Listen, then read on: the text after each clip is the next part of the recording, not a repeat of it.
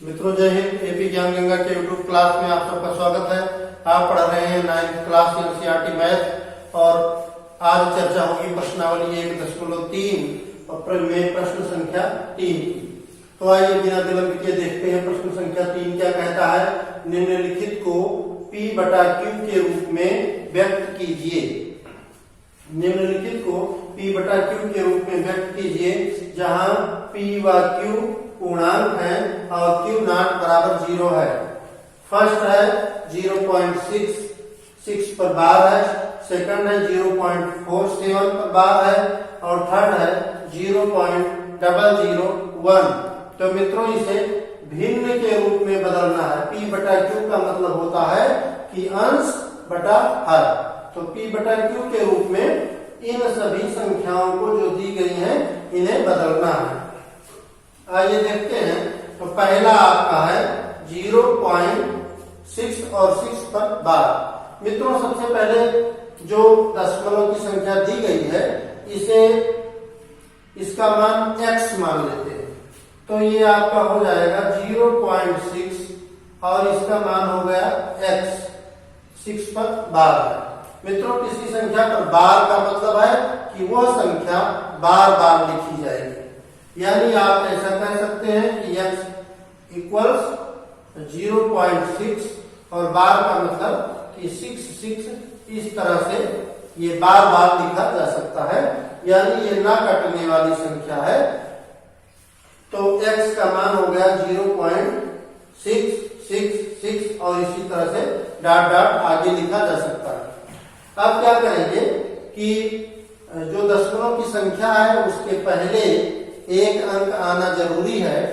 तो यदि हम इसे 10 से गुणा कर देते हैं तो दशमलव एक अंक दाईं ओर चला जाएगा।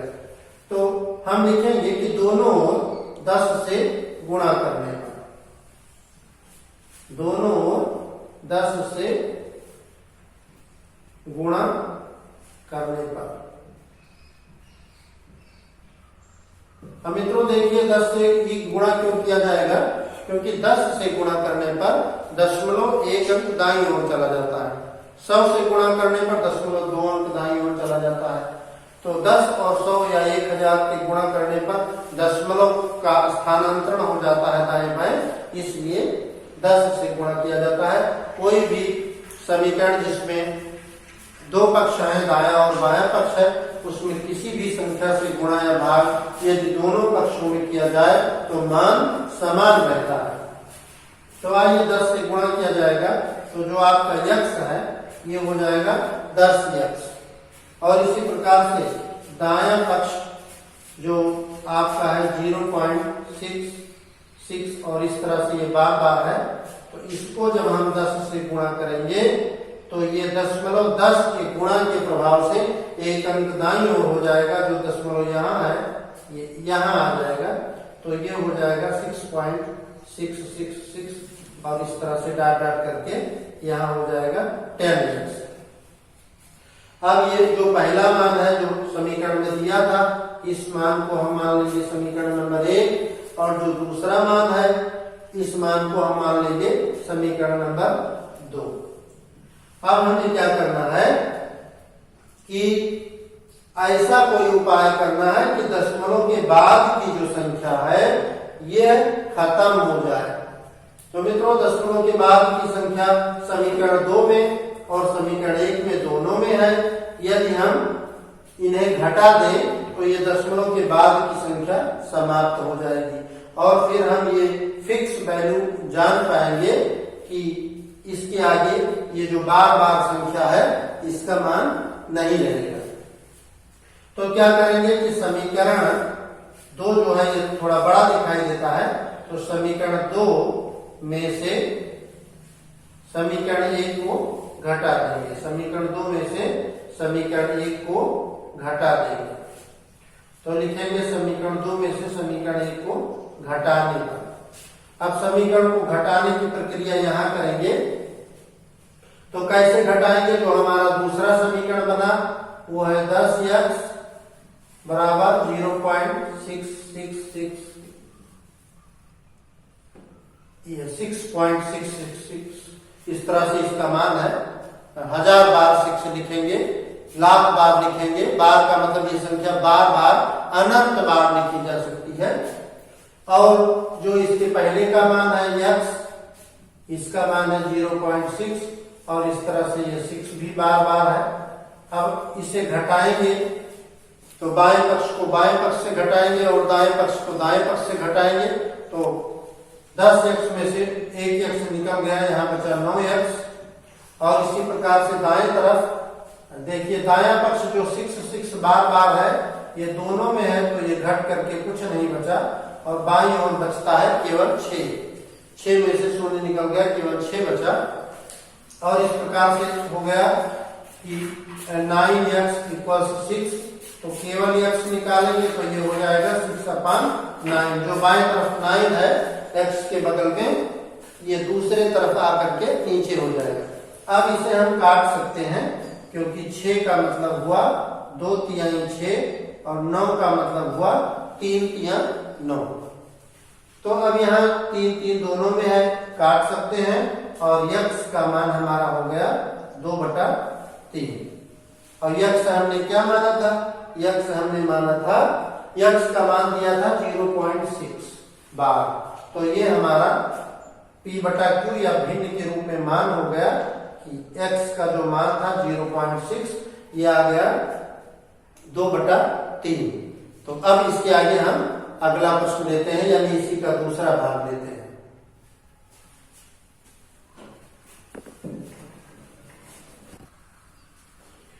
सेकंड है 0.47 बार, इसको लेना है।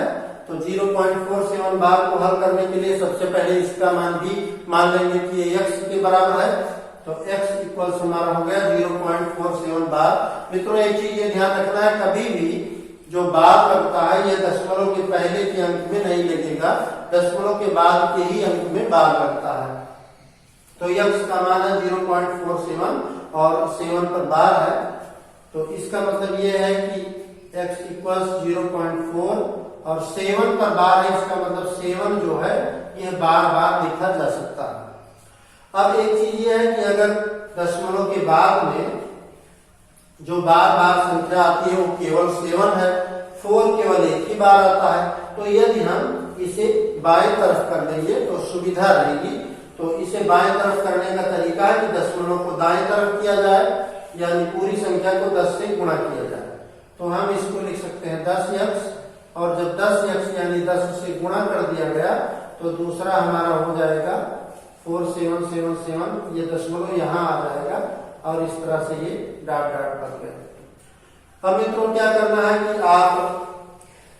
आपने जो मान बनाया ये 10 से गुणा करने के बाद लास्ट की संख्या बार बार आई, तो इसे हम मान लेंगे समीकरण नंबर 1। और पुनः क्या करते हैं, ये दशमलव एक गिनती फिर आगे भेजना है। पहले वाले में बार दशमलव के बाद जो संख्या थी उस पर बार लगा था, और इसमें दशमलव के बाद 2 संख्या है लेकिन बार केवल एक ही पर है, तो इसलिए इस तरह से करना पड़ा।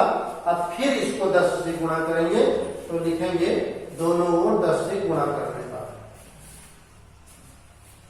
दोनों ओर 10 से क्या करेंगे, गुणा करेंगे और फिर देखेंगे कि क्या होता है। तो 10 से गुणा करेंगे तो जैसे गुणा करेंगे तैसे जो 10x है ये हो जाएगा 100x, और जो 4777 ये है तो दशमलव 4 के बाद है तो ये 7 के बाद आ जाएगा।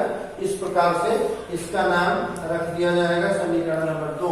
अब पहले की प्रक्रिया, जो ज्यादा x वाला मान है उसको कम x वाले मान से घटा देंगे तो लिखेंगे कि समीकरण 2 ऋण समीकरण 1, माने समीकरण 2 में से समीकरण 1 को घटा देना है। तो आइए यहाँ देखते हैं कि समीकरण 2 में से समीकरण 1 घटाएंगे तो मान क्या बचेगा। समीकरण 2 है 100x और इसका मान है 47.777 बार बार है, और यहाँ पहला मान है 10x और 10x का मान है 10x का मान है 4.77। इस तरह से घटाएंगे तो बाएं पक्ष में से बाएं पक्ष घटाएंगे, ये 100 में से 10x निकल गया, बचा 90x। और दाएं तरफ देखेंगे तो दशमलव के बाद में कुछ नहीं बचता है, और 47 में से 4 निकल गया, हो गया 43। दशमलव के बाद शून्य का कोई मान तो नहीं रहता, इसलिए इसका मान 43 मानेंगे, और इधर है 90x। अब आइए क्या करना है कि हमें x का मान निकालना है, तो x निकालेंगे तो ये 43 है। मित्रों, जो बगल में किसी अक्षर की संख्या लिखी है, ये गुणा माना जाता है इसको, तो जो गुणा वाली संख्या है ये दूसरी तरफ जाएगी, तो ऐसा कहते हैं कि घोड़े गिर जाएगी। गुणा वाली संख्या ये दूसरी तरफ घोड़े गिर जाएगी, यानी नीचे हो जाएगी। अब इसको देखा क्या ऐसे काटा जा सकता है, तो ये किसी भी संख्या से काटा नहीं जा सकता। ऊपर की जो संख्या वो अभाज्य है, तो इस प्रकार से ये आपका आंसर होगा।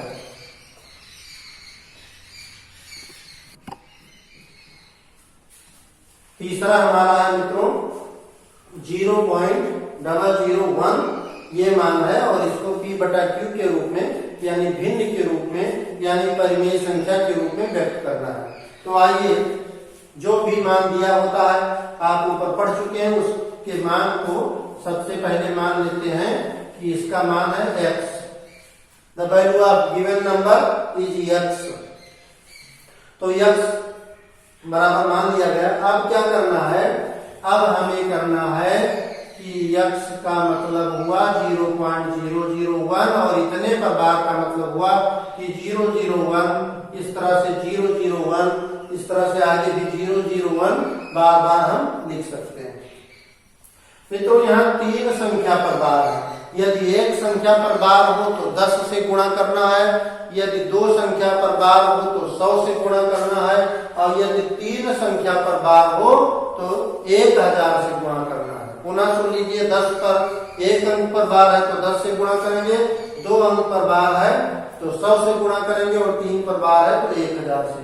तो यहाँ 3 संख्या पर बार है, इसे 1000 से गुणा करेंगे, तो लिखेंगे दोनों ओर 1000 से गुणा करने पर, दोनों ओर 1000 से गुणा करने पर।